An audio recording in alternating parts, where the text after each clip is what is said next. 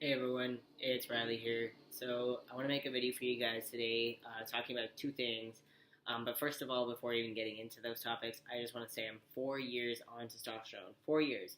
The only reason I really am not doing a lot of like update videos regarding changes because I don't really notice a lot. I think in that 4 year span, there has definitely been a lot that has changed, like facial hair, voice, fat distribution, body hair, just like those things. But over the course of I think like last year or so, it's just like subtle changes that are the same. Like my facial hair is starting to fill in. Like I still have some patchy spots. I don't think my voice has changed. Body hair is still slightly changing, but all in all, like it's just the same. Like changes just like slightly.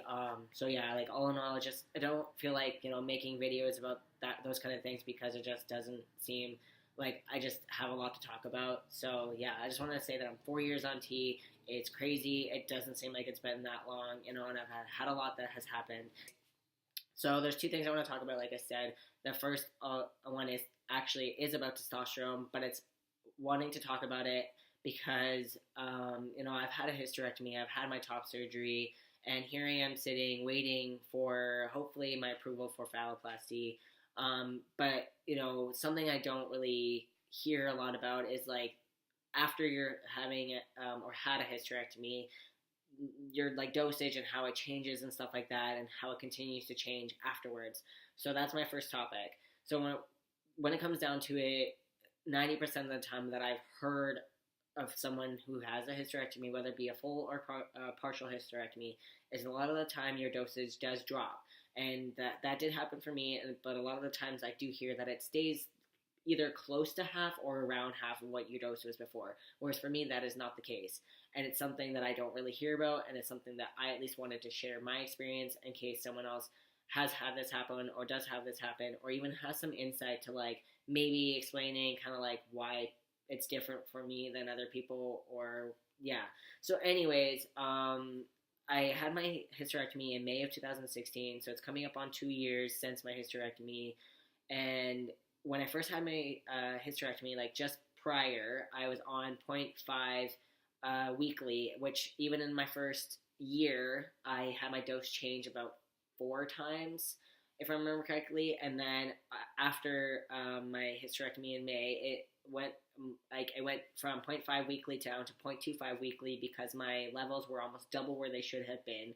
And actually, it was kind of weird, but I literally did not know that it was double. Like, I had no symptoms. I wasn't like, being like having hot flashes or anything like that. I just didn't know I was double where it should be. So, like I said, it dropped down to 0.25. And then it went from 0.25, which I think stayed like that for maybe 3 months. I don't remember timeline, so I'm really sorry. But I think it was like 3 months, could have been 6. I don't really know, but I know it changed from 0.25 to zero point 0.3, and then eventually 0.3 to 0.35, then 0.35 to zero point 0.4, which I think stayed, if I remember correctly, it was 9 months. It could have been close to a year, but I think it was 9 months. Like, I'm almost positive it was 9 months. And now I bumped up from zero point 0.4 to 0.45. So prior to my hysterectomy, let's recap. I was at 0.5 every week, and now after post-op like hysterectomy, I am now at 0.45.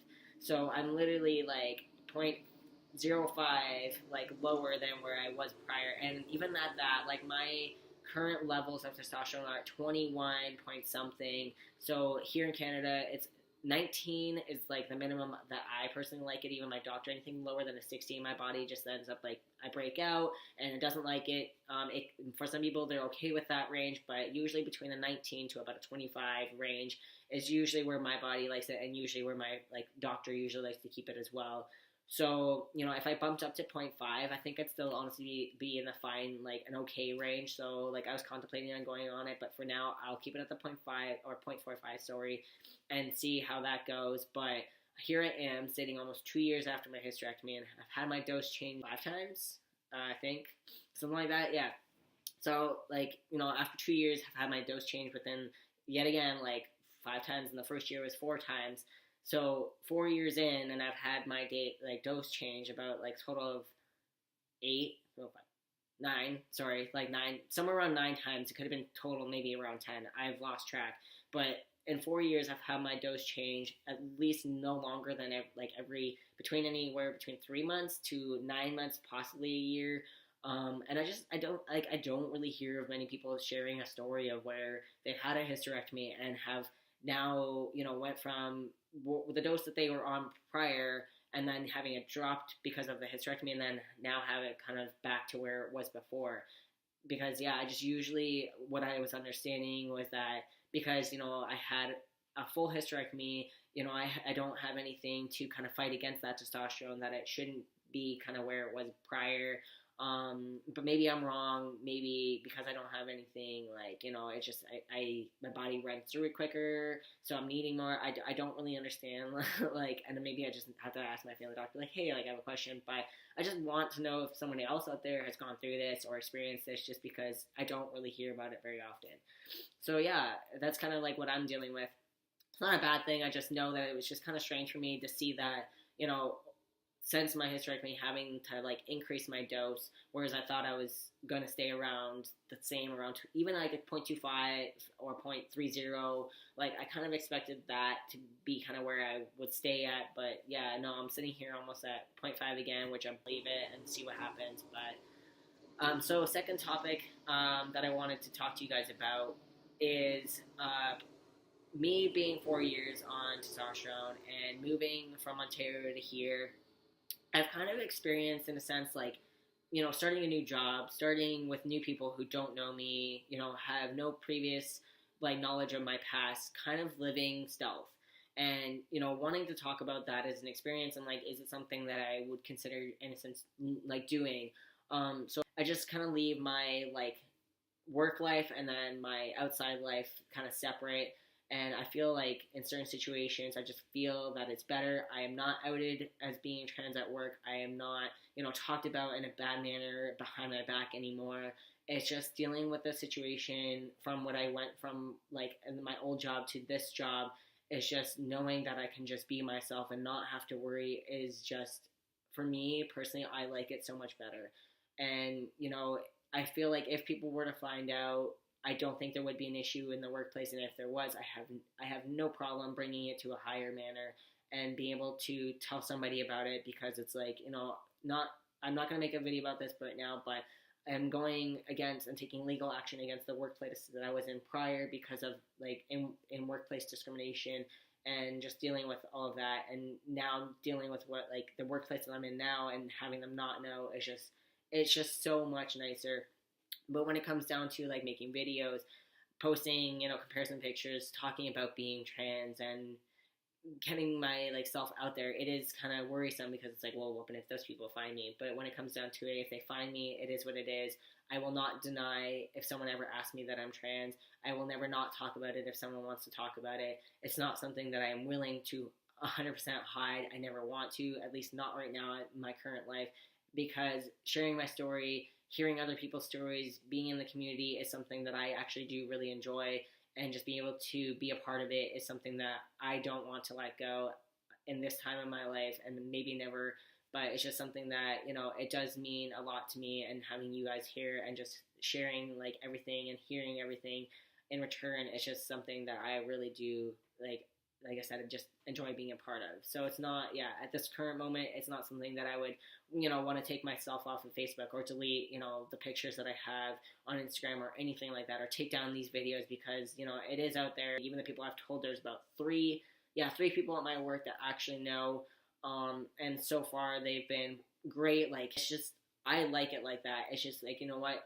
You see me as me, and that is it. And I think a lot of it is as well as I'm already kind of 4 years in, I have facial hair, and people just see me as Riley, and that's it. They don't know this previous history. It's just a wonderful feeling, and I hope that someday, if you are going through a transition and in a workplace, that if they're not, that you can find a place that is supporting, whether it's family, friends, whatever. I feel everybody should be in a situation where they aren't being discriminated against or being made to feel this is wrong. Strive to help and make people know that look, it's not easy, and that a journey like this is going to be a long road.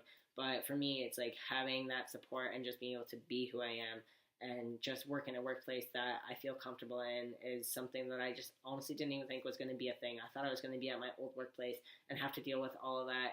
And now I'm here and just living a life where, I can just be myself. And yeah, sorry about the ramble. But if you guys have any questions or comments or anything, please feel free to put them in the comments. I do want to make a couple more videos. I want to talk about my phaloplasty journey currently. I had some roadblocks with that, but it's hopefully kind of on its way. I want to talk about a topic where I'm talking about being in a relationship, because I'm coming up on actually 6 months of being in a relationship with someone, and it's kind of my first real, I would say, relationship since actually transitioning, because anyone prior was about 2 months, maybe 3 months of seeing them total. So it really wasn't a relationship. It was kind of more like dating them or seeing them and whatnot. So I do want to make a topic about that and just a couple other things. But if you guys have any questions or topics or anything you want to talk about, please, put it in the link or comments below. And I'll post another video soon, hopefully. But anyways, I love you guys, and I'll be back soon. Okay, bye for now.